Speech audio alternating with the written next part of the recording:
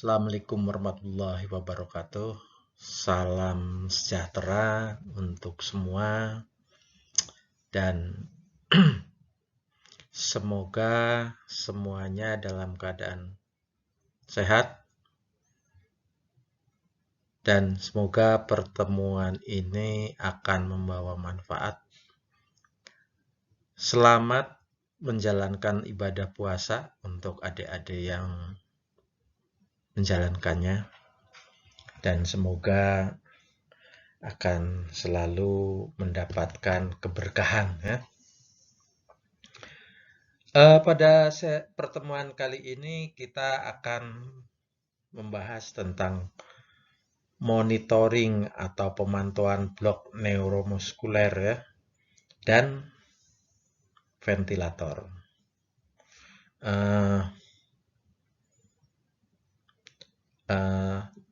Kita bicara tentang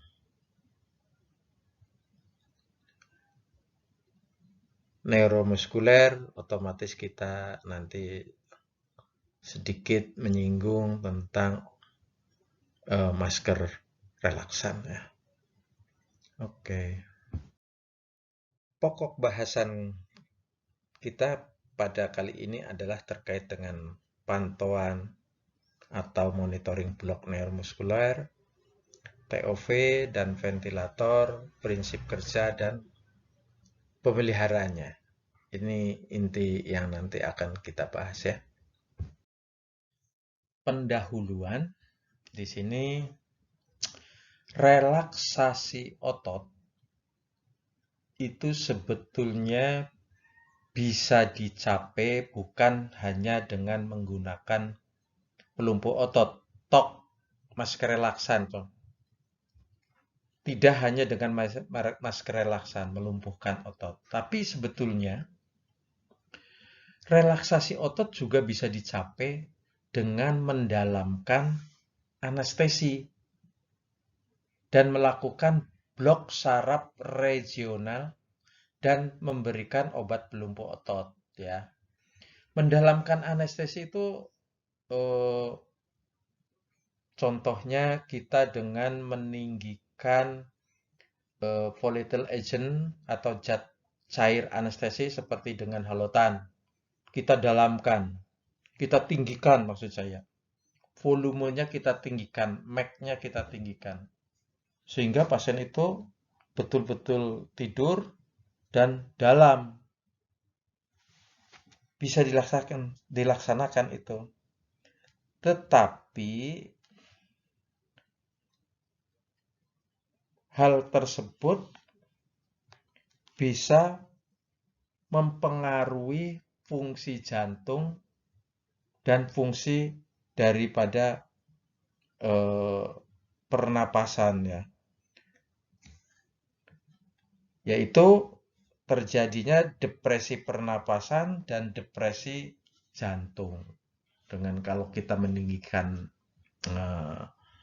atau memperdalam stadium anestesinya. Sebelum ditemukan penawar atau antidotumnya pelumpuh otot dan antidotumnya opioid ya, seperti antidotumnya pelumpuh otot kan neostigmin ya. Kalau yang opioid itu seperti naloxon.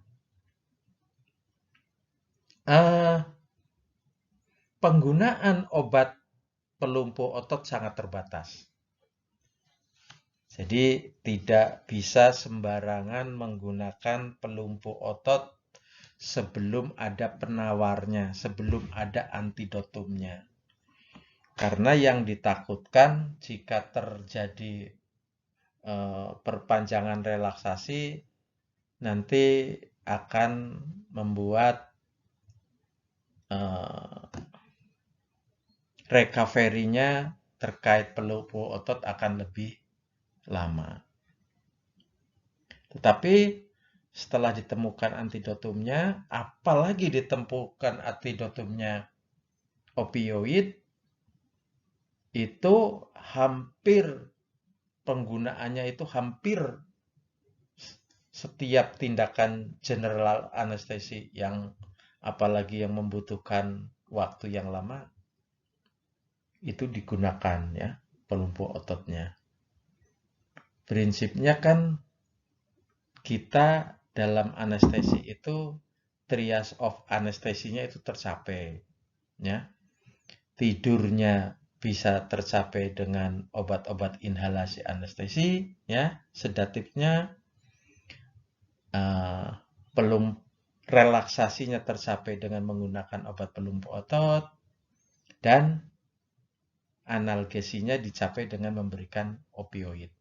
Semua berikan, kita tidak begitu was-was karena ada penawar atau antidotumnya. Yang berikutnya adalah pendahuluan terkait dengan ventilator ya. Jadi setiap ventilator digunakan itu pelepasan alarm harus secara pasif diaktifkan. Anestesi workstation harus memiliki setidaknya 3 pemutusan alarm. Yaitu tekanan rendah, dia akan bunyi, tekanan volumenya rendah, dia juga akan menunjukkan alarm, dan pengeluaran rendah, karbon dioksida dia juga harus alarm akan berbunyi ya. Sehingga itu aman buat kita. Dan aman buat pasien. Penggunaan katup plus oksigen selama siklus inspirasi dari ventilator harus dihindari karena katup tumpahan ventilator akan ditutup dan tekanan minimal adjustable pressure limiting valve atau APL katup dikendalikan ya. Jadi dikendalikan. Ventilator tradisional pada mesin anestesi memiliki desain sistem aliran ganda dan bertenaga pneumatik dan dikontrol secara elektronik. Sedangkan pada mesin yang lebih baru, biasanya lebih canggih, lebih digital semuanya, di situ memasukkan kontrol micropressure ya, yang bergantung pada aliran canggih dan sensor tekanan. Jadi semua indikator di situ hampir semuanya ada kalau kita menggunakan micropressure ya. Jadi kalau yang tradisional sangat praktis ya. Kalau ini indikator-indikatornya semua muncul, bahkan bisa di setting mau berapa menit, mau kalau tidak volume itu udah jelas ya. Bahkan bisa di setting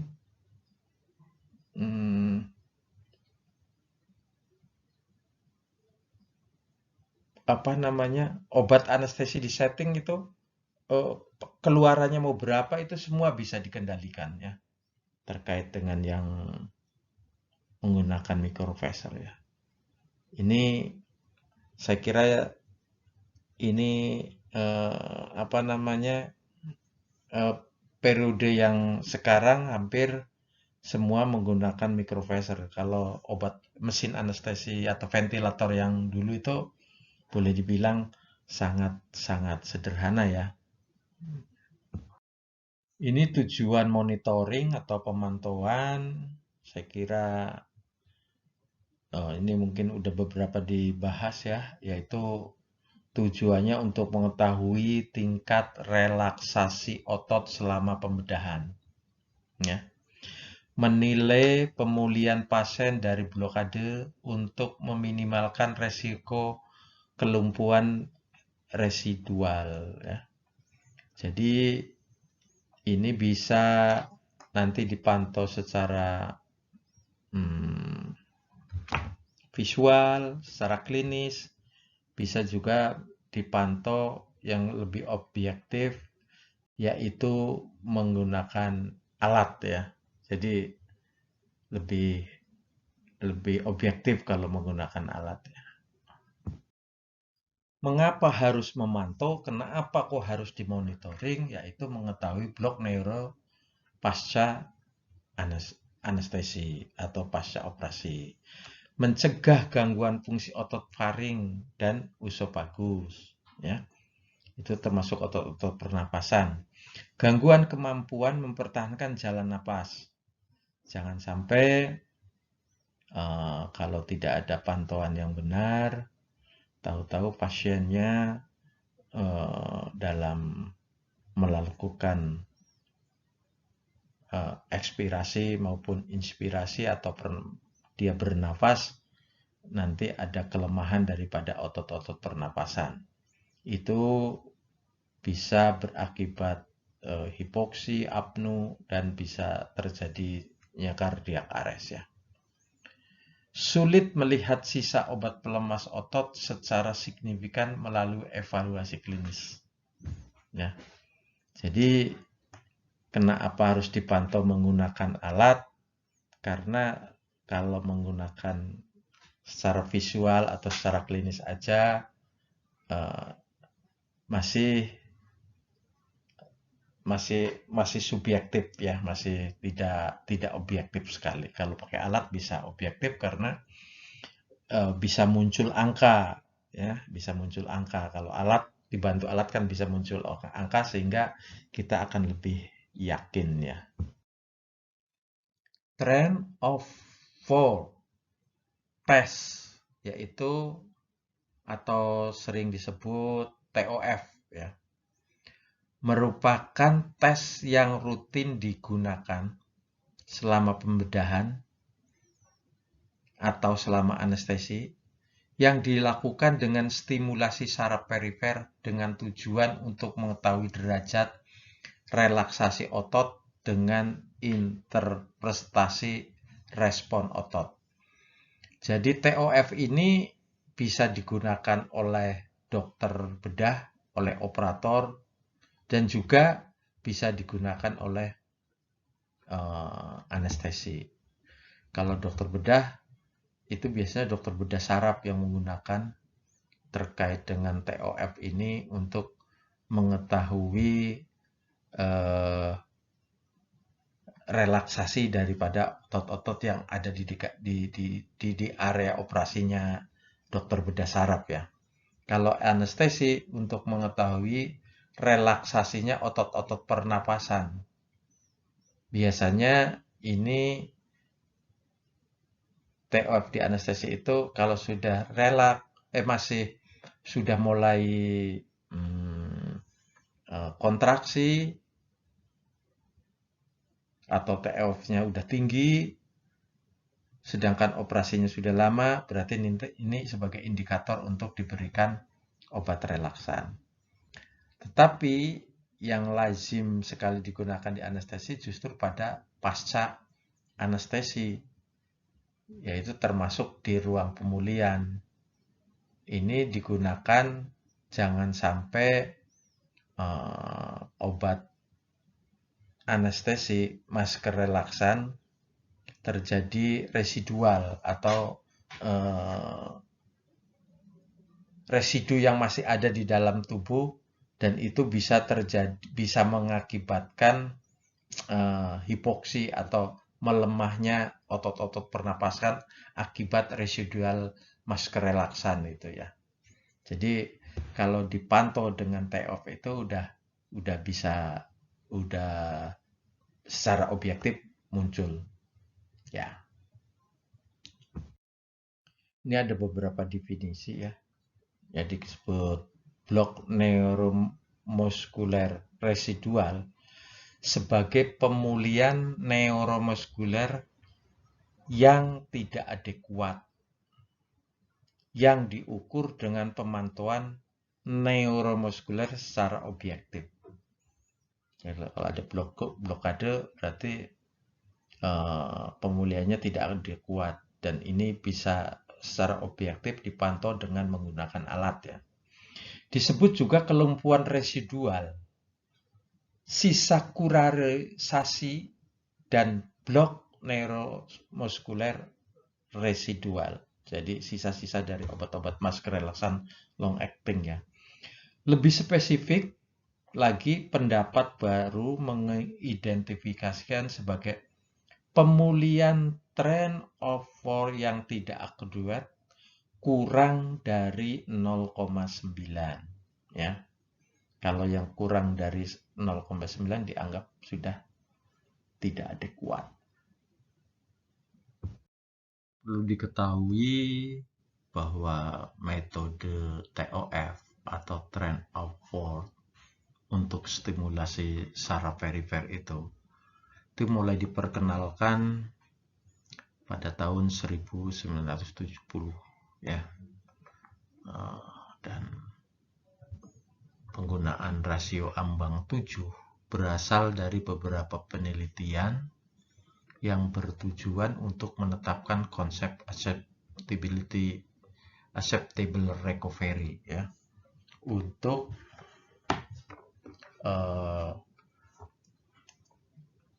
penilaian yang dapat diterima lah, intinya bisa diterima sebagai sesuatu yang penilaian yang standar ya.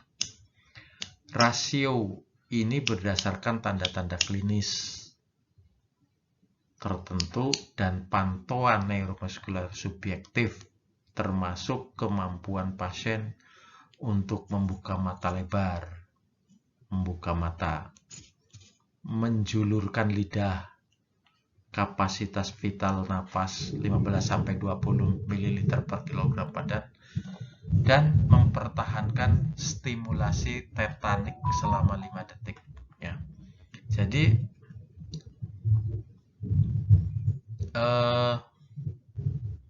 kalau kita tidak menggunakan alat itu subjektif, hanya kita menanyakan kepada pasien yaitu buka matanya. Jadi kalau kita di ruang puli sering mendengar bahwa Bu, Pak, buka matanya. Itu bukan sekedar hanya dia sudah bangun apa belum. Tapi itu juga sebagai indikator ada enggak residual neuromuskuler yang ada gitu loh. Termasuk menjulurkan lidah. Lidahnya dikeluarkan. Lidahnya dijulurkan Pak, Bu Pak, itu sering. Dan itu sebagai standar minimal petugas di ruang recovery room itu selalu menanyakan itu. Termasuk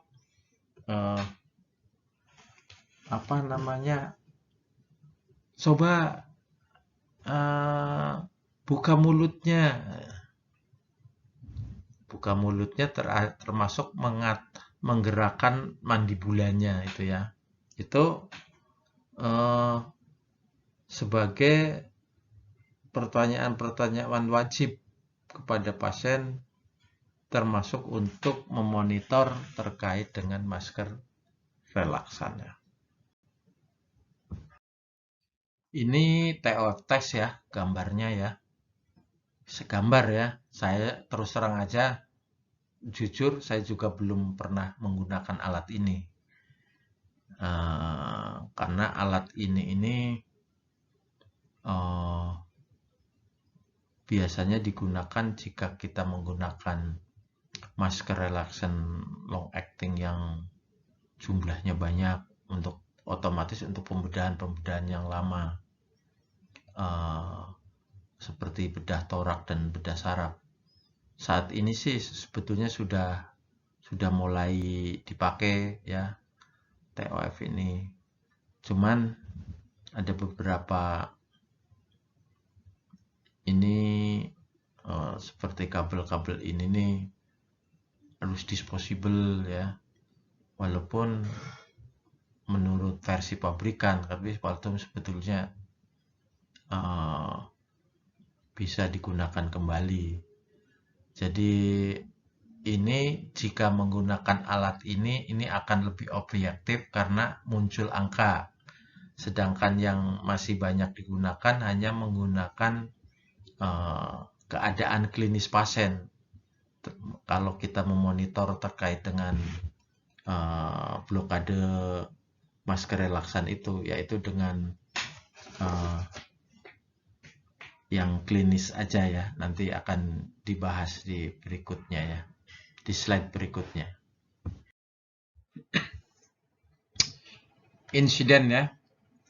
Perkiraan saat ini adalah bahwa sekitar 40% pasien pasca operasi yang telah mengalami paralisis, ya telah terkena, termasuk salah satunya terkena obat-obat masker relaksan yang long acting ya, tiba dipacu dengan TOF kurang dari 0,9 dan 12% dengan TOF kurang dari 0,7%. Ya, ini memang antara yang kurang dari 7 itu lebih sedikit. Berarti tetap bahwa kewaspadaan terhadap pasien yang masuk ke ruang pacu harus tetap diwaspadai,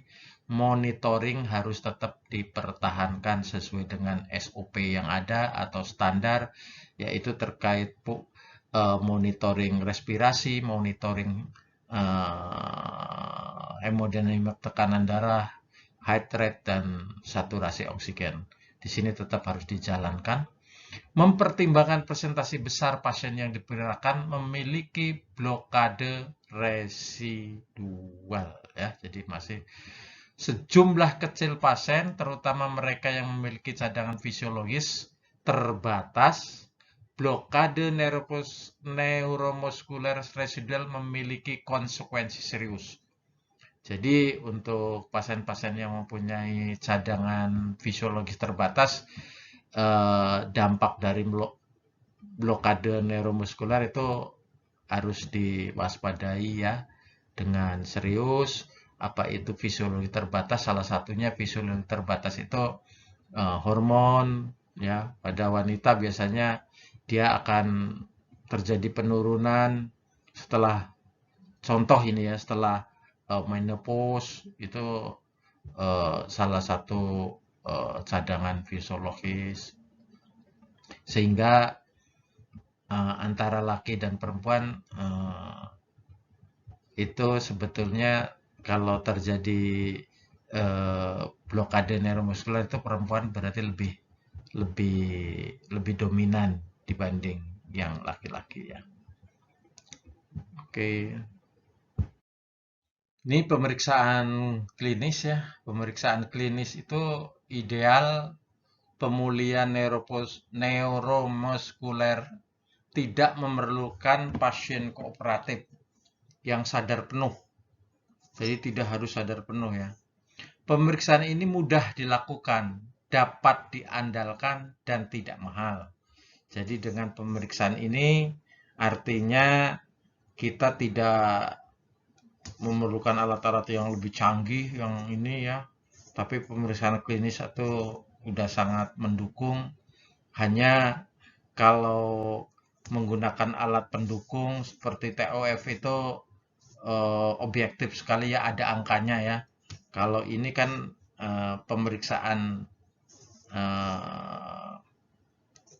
klinis ke pasien ya, walaupun ini juga sudah menunjukkan bisa menunjukkan hasil yang bagus. Contohnya terkait kita setelah pasien di ruang recovery room, walaupun pasiennya belum sadar penuh, bisa ditanya untuk mengukur kekuatan daripada otot-otot yang ada akibat dari obat-obat yang sudah diberikan, khususnya terkait neuromuskuler ya, masker relaksan. Misalnya kita bisa berinteraksi dengan pasien, contohnya dengan coba Bapak Ibu angkat kepalanya. Bisa nggak dia ngangkat kepala? Angkat kepalanya. Nah, kan bisa ngangkat kepalanya. Bisa juga dengan menanyakan, coba buka mulutnya. Coba buka mulutnya. Joe clench, ya. Itu dengan membuka mulut, yaitu membuka rahang yang bawah, a, a, a. Apalagi dengan ada tambahan lagi, coba eh, lidahnya dikeluarkan, a, a. Itu itu sudah tanda klinis yang bagus ya. Juga bisa dengan kekuatan cengkraman, yaitu misalnya dengan berjabat tangan. Bu, Pak, coba bersalaman dengan saya. Coba digenggam kuat-kuat. Nah, misalnya kayak gitu ya. Itu bisa juga ya. Yang berikutnya bisa mengukur tidal volume ya. Tapi ini kalau mengukur tidal volume berarti menggunakan spirometer ya. Dengan ini pun dengan pemeriksaan klinis ini uh, bisa dilakukan dengan mudah, tidak mahal, ya, praktis.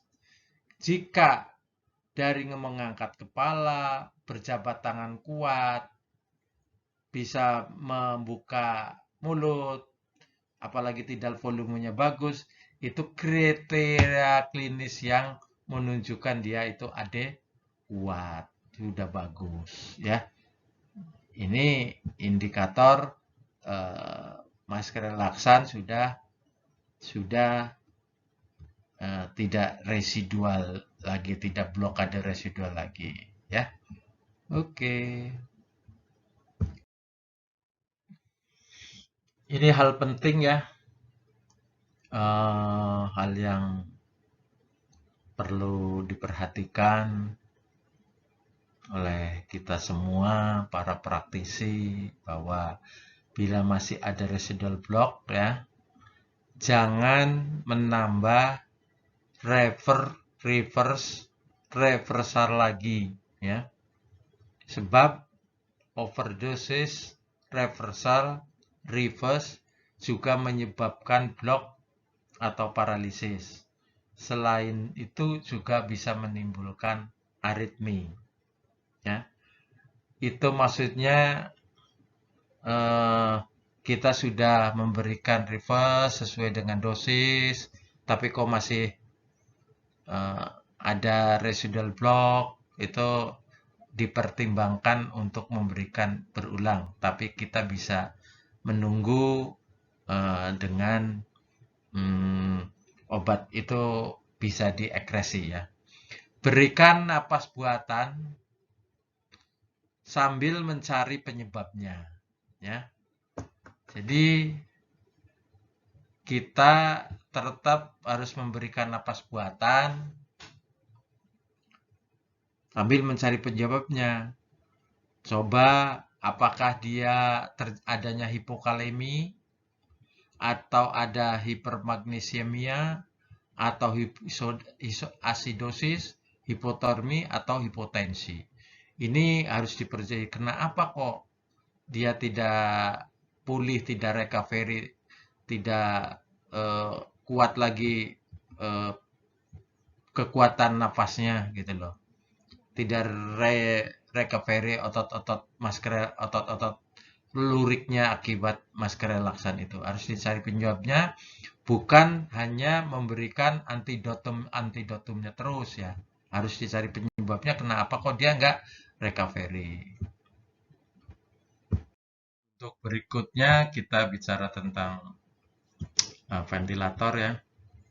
Ini sangat erat hubungannya dengan pemberian masker relaksan.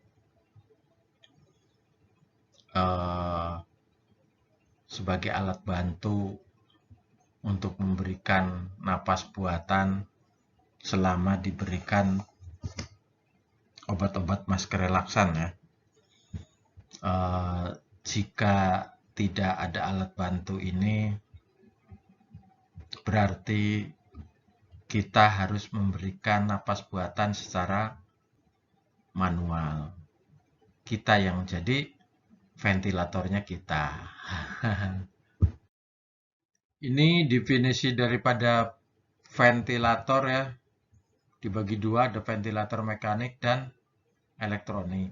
Ini ventilator mekanik, alat yang menghasilkan tekanan positif secara ritmik untuk mengembangkan paru selama ventilasi artifisial ya. Sedangkan ventilator elektronik hampir sama dengan mekanik ya, hanya saat ini bentuk dan akurasinya lebih canggih ya, lebih akurat dan dapat mengatur secara tepat tekanan dan aliran gas sehingga dapat mengendalikan inspirasi dan ekspirasi dengan sangat baik. Jadi dengan kemajuan teknologi saya kira adik-adik itu dengan adanya teknologi informatif saya kira ini sangat tidak mudah untuk tidak susah untuk menyesuaikan ya adik-adik dibandingkan dengan generasi saya ya, mungkin agak berbeda. Adik-adik saya kira lebih cepat ya untuk beradaptasi dengan terkait dengan digital ya, elektronik ya. Saya kira kan sudah sangat familiar dengan HP ya. Itu sebetulnya mirip-mirip lah ya. Menu-menunya itu mirip-mirip dengan ada yang di ventilator maupun di mesin-mesin anestesi ya. Berikutnya adalah terkait dengan fungsi ventilator, yaitu mengembangkan paru selama inspirasi. Dapat mengatur waktu dari inspirasi ke ekspirasi. Mencegah paru menguncup sewaktu ekspirasi. Dapat mengatur waktu fase ekspirasi ke inspirasi. Saya kira sangat jelas ini ya. Nah, jelas. Saya kira kita lanjut ya. Slide berikutnya adalah tentang kelengkapan ventilator ya. Di antaranya adalah sebagai berikut, di antara itu pengukur tekanan atau pressure gauge. 2. Pembatas tekanan untuk mencegah paru dari barotrauma. Pressure limiting device ya. Jadi ini sebagai pengaman ya, sebagai pengaman jangan sampai tekanan itu berlebihan. Begitu juga ada pengaman yang berbentuknya alarm, itu untuk tekanan tinggi dan rendah. Begitu dia tekanannya terlalu tinggi atau terlalu rendah, nanti alarmnya akan berfungsi ya. Pengatur volume paru atau spirometer. Ini semua kelengkapan ini untuk keamanan pasien ya. Jadi supaya ini sudah didesain sedemikian rupa supaya alat itu aman, berfungsi dengan baik, menjaga keselamatan pasien. Makanya yang terkait dengan penggunaan ventilator itu tetap SDM harus melaksanakan tugas sesuai dengan fungsinya, termasuk monitoring ya. Karena dari alat ini sudah didesain untuk keamanan, tinggal kitanya sebagai penata anestesi harus responsif ya terkait dengan penggunaan ventilator. Berikutnya adalah indikator pemasangan ventilator. Jadi tidak semuanya ventilator itu dimanfaatkannya. Tapi indikatornya adalah pasien dengan gagal napas, insufisiensi jantung, disfungsi neurologis, tindakan pembedahan. Nah, ini sudah jelas ya, pasien gagal napas. Kalau apalah jadinya jika pasien gagal napas, tidak ada ventilator, berarti harus dilakukan bagging manual. Itu jelas ada keterbatasan dari manusia untuk melaksanakan tugas tersebut ya. Begitu juga terkait dengan insuffisiensi jantung, itu juga untuk membantu fungsi jantung supaya berjalan dengan baik. Disfungsi neurologis yaitu misalnya ada gangguan saraf pusat terkait yang depresi, pernapasan, dan lainnya. Itu salah satu indikasi. Juga tindakan pembedahan lah. Ini yang banyak terkait dengan kita, tupoksi kita adalah pada tindakan pembedahan. Tindakan pembedahan yang bagaimana yang harus menggunakan ventilator, tentunya yang paling indikator adalah untuk tindakan yang memerlukan waktu lama dan tentunya yang menggunakan obat-obat masker relaksan long acting ya yang lama. Ini indikasi dari pemasangan ventilator. Tapi kalau untuk pasien-pasien yang tindakannya pembedahannya tidak diperkirakan untuk tidak memerlukan waktu lama, mungkin tidak indikasi untuk pemasangan ventilator. Sedangkan kriteria pemasangan ventilasi mekanik adalah menurut Pontoppidan 2003, seorang perlu mendapat bantuan ventilasi mekanik bila ini. Jadi ada disebut gagal napas, disebut ada gangguan fungsi jantung, ada gangguan disfungsi neurologis. Itu khususnya yang frekuensi napasnya lebih dari 5 kali per menit. Berarti dia sudah takip NUP ya. Frekuensi napas itu normalnya itu 16 sampai 18, 20 lah ya. 16-18 paling ideal untuk orang dewasa itu. Kali ini sampai 35. Hasil analisa gas darah dengan O2 masker, tekanan O2-nya kurang dari 70 mm Hg. Ini salah satu indikasi. PaCO2-nya lebih dari 60 mHg. Vital capacity-nya kurang dari 15 ml per kilogram berat badan. Jadi ini yang A, yang B, C biasanya ini hasil dari pemeriksaan analisa gas darah ya, bisa diketahui di sini ya. Kalau frekuensi pernapasan kita bisa melihat dari keadaan klinis secara visual gitu, bisa melihat. Ini vital capacity-nya juga ya. Saya kira itu. Yang berikutnya adalah terkait dengan modus ventilator, yaitu ada kontrol mechanical ventilation, yaitu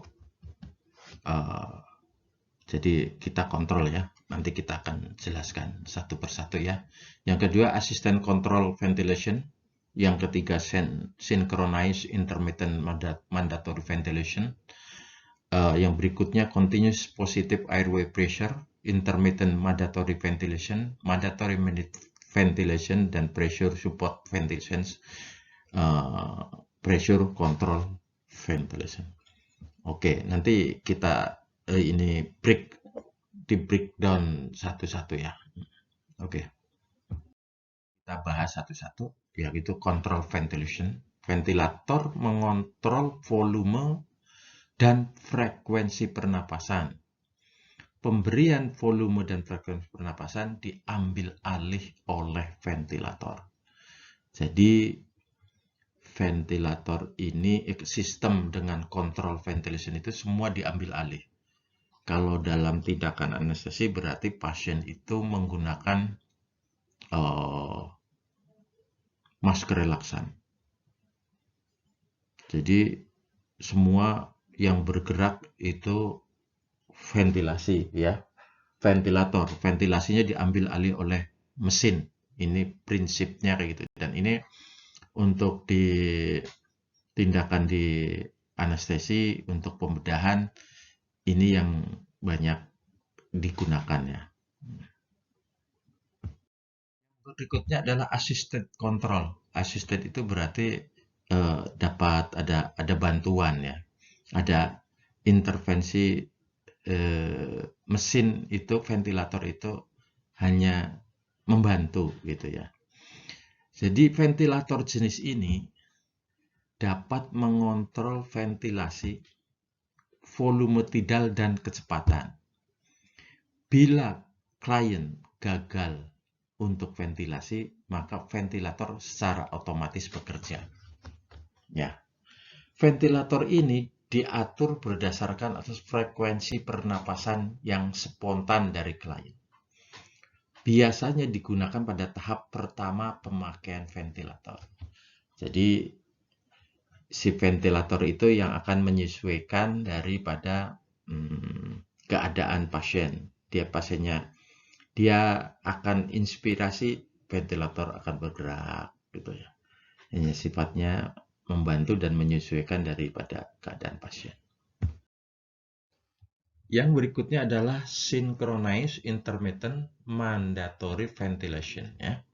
Ini dapat digunakan untuk ventilasi dengan tekanan udara rendah sehingga otot tidak begitu lelah dan efek barotrauma minimal. Jadi barotrauma itu tekanan kepada paru-paru ya. Pemberian gas minim melalui nafas spontan biasanya tergantung pada aktivasi daripada klien.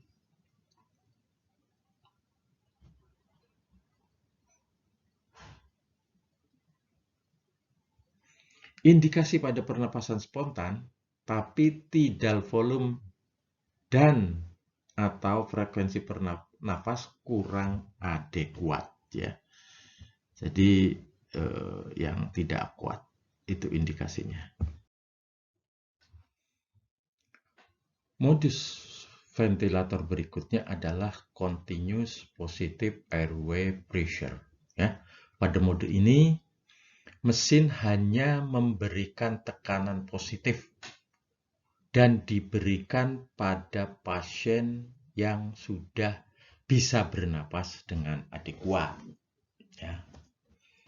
Tujuannya pemberian mode ini adalah untuk mencegah atelektasis dan melatih otot-otot pernapasan sebelum pasien dilepas dari ventilator. Atelektasis itu paru-parunya itu menguncup ya, tidak bisa berkembang.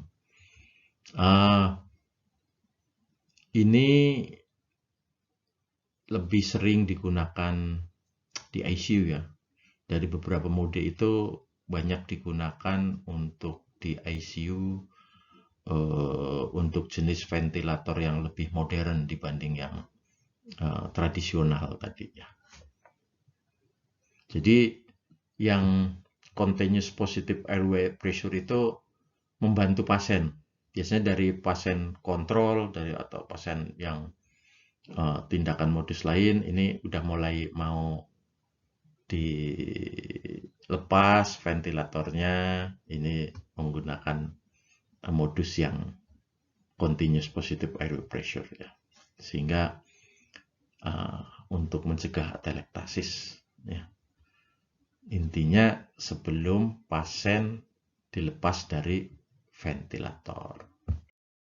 Modus ventilator berikutnya adalah mandatory minute ventilation ya.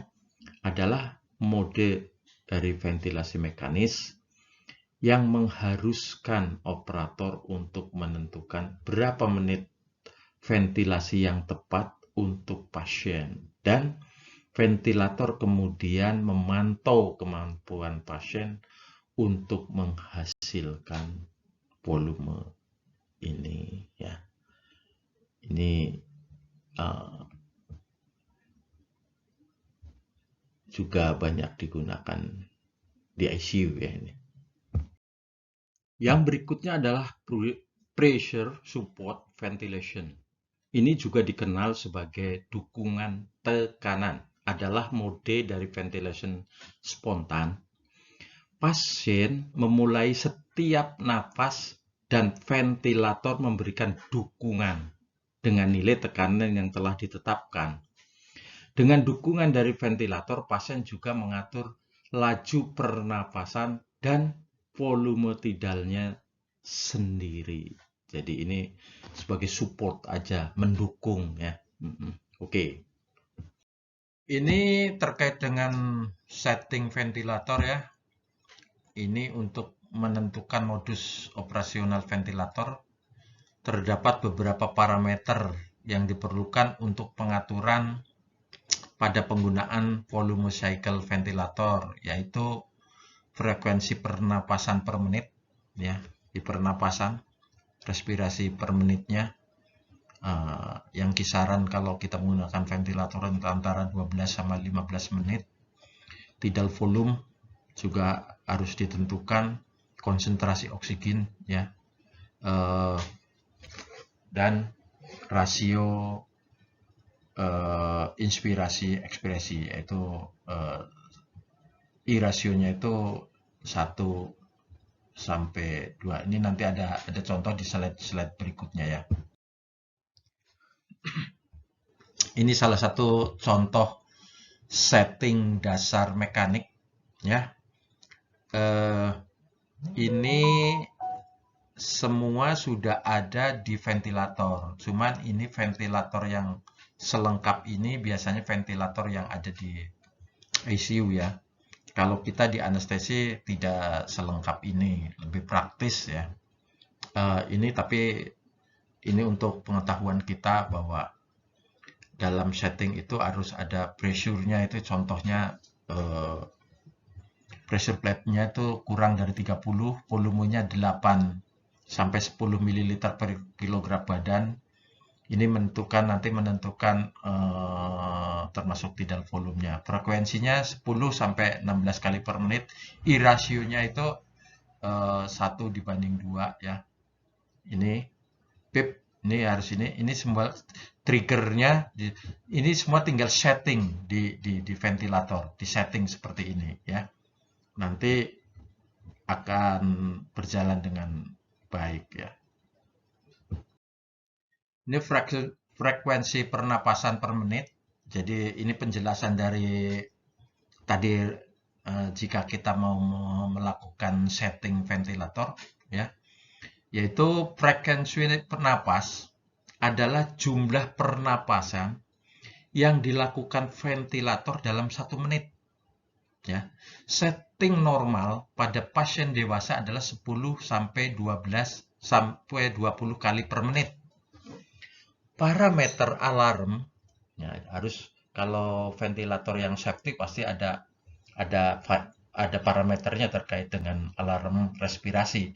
Di setting di atas dan di bawah nilai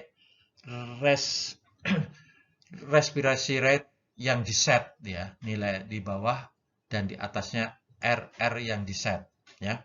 Misalnya set RR-nya 12 kali per menit dan di bawah 8 kali per menit. Nah, sehingga cepat mendeteksi terjadinya hiperventilasi atau hipoventilasi ya. Jadi itu harus di-set di atas, nilai di atasnya atau di bawahnya ya. Kalau di bawah, paling bawah kan 12 setting. Itu nilai 8 udah harus berbunyi ya alarmnya, sehingga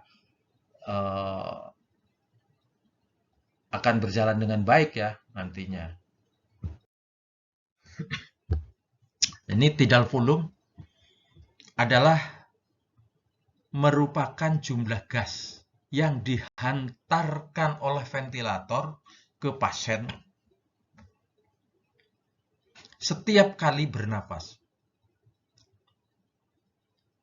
Umumnya disetting antara 8 sampai 10 cc per kilogram berat badan, tergantung dari compliance resisten dan jenis kelainan paru. Pasien dengan paru normal mampu mentolerir volume tidal 10 sampai 15 cc. Parameter alarm tidal volume disetting di atas dan di bawah nilai yang kita setting ya. Sama ya, hampir semua indikator yang ada di mesin anestesi terkait alarm harus disetting di atas dan di bawahnya nilai-nilai yang kita sepakati. Monitoring volume tidal sangat perlu jika pasien menggunakan time cycle ya. Dan salah satu item set ventilator adalah konsentrasi oksigen atau FiO2. FiO2 adalah jumlah kandungan oksigen dalam udara inspirasi yang diberikan oleh ventilator ke pasien. Ya. Konsentrasi berkisar 21 sampai 100%.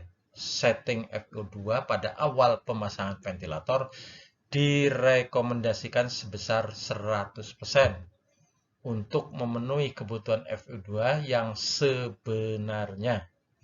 15 menit pertama setelah pemasangan ventilator dilakukan pemeriksaan analisa gas darah. Berdasarkan hasil pemeriksaan analisa gas darah tersebut, maka dapat dilakukan penghitungan FiO2 yang tepat bagi pasien. Ya, jadi dasarnya hasil dari pemeriksaan analisa gas. Inspirasi ekspirasi. Rasio inspirasi ekspirasi biasanya disetting 1:2 yang merupakan nilai normal fisiologis inspirasi dan ekspirasi. Akan tetapi, terkadang diperlukan fase inspirasi yang sama atau lebih lama dibandingkan ekspirasi untuk menaikkan PaO2. Jadi kadang tidak selalu 1:2 ya. Bisa lebih ya, tergantung dari hasil pemeriksaan analisa gas darah tentunya. Sedangkan limit pressure atau inspirasi pressure berfungsi untuk mengatur jumlah tekanan dari ventilator volume cycle. Tekanan terlalu tinggi menyebabkan barotrauma ya. Jadi ini sangat penting mengatur tekanan, jangan sampai justru memperparah keadaan pasien.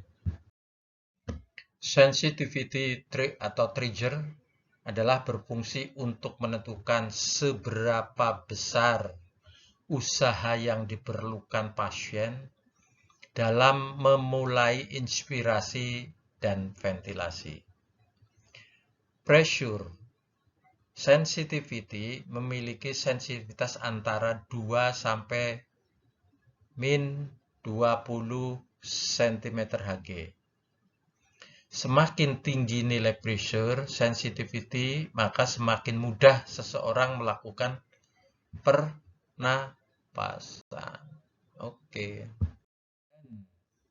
Dan kondisi ini digunakan pada pasien yang diharapkan untuk memulai spontan. Ini alarm ya. Hampir semua ventilator ada alarm. Di mana perlu disampaikan bahwa ventilator itu digunakan itu untuk mendukung hidup. Jadi jangan sampai memperparah atau memperberat atau memberikan dampak yang tidak baik terhadap si pengguna. Sistem alarm perlu untuk kewaspadaan adanya masalah.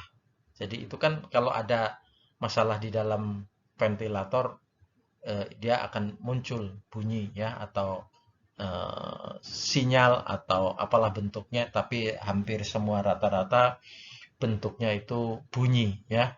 Alarm tekanan rendah menandakan adanya pemutusan dari pasien.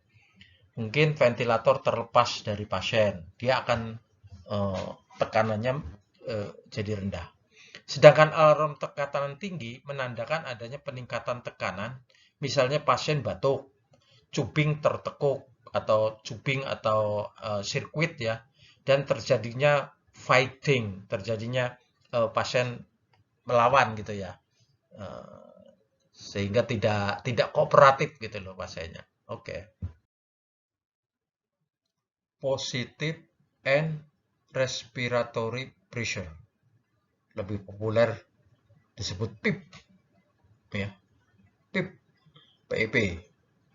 Bekerja dengan cara mempertahankan tekanan positif pada alveoli di akhir ekspirasi. Jadi tekanan positif di akhir ekspirasi. PIP mampu meningkatkan kapasitas residu fungsional paru dan sangat penting untuk meningkatkan penyerapan O2 oleh kapiler paru. Jadi PIP itu bisa meningkatkan residual oksigen ya di dalam kapiler. Saya kira ini sangat bagus.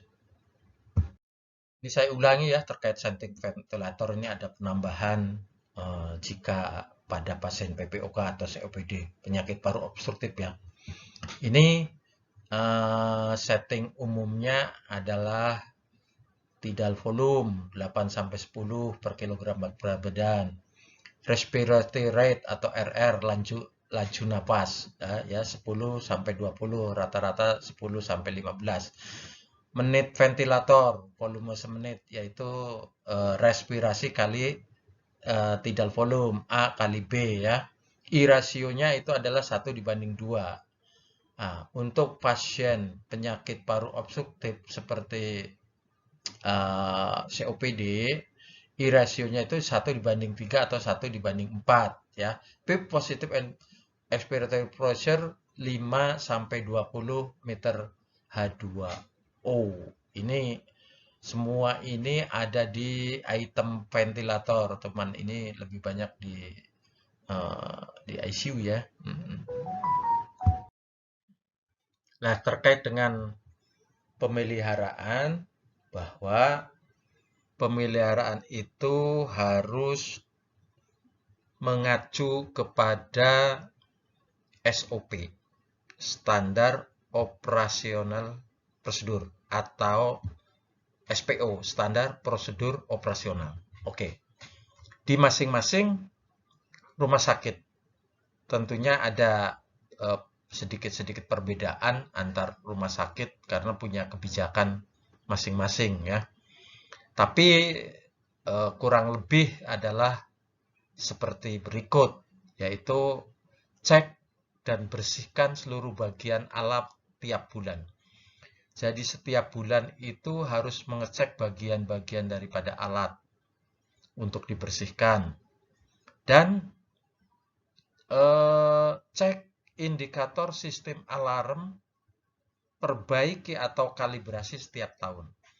Jadi kalau kalibrasi setiap tahun itu sudah kebijakan dan itu kalibrasi itu dilakukan oleh BPFK ya, Badan Pemeliharaan Fasilitas Kesehatan, yang kepunyaannya Kementerian Kesehatan kalau di Indonesia.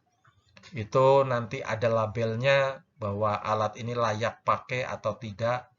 Label hijau mempunyai layak pakai, kalau merah berarti tidak layak pakai. Itu kalibrasi dilakukan setiap tahun. Kalau yang setiap bulan kita bersih-bersih sambil mengecek tentang fungsinya, ya.